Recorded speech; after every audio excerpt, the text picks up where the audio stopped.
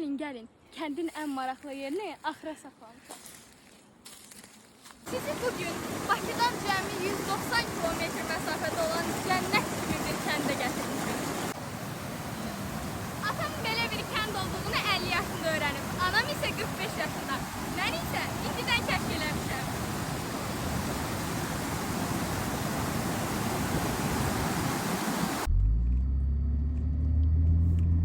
Bu kənddə 1983-cü ildən qalma Dostlar bulağı var. Bura elə bir kənddir ki, burada hətta sevgi ağacı belə var. Görəsən o köhnə kinolardakı kənd qızlarıyla kənd oğlanlarının görüşdüyü o ağac bu ağacdırmı?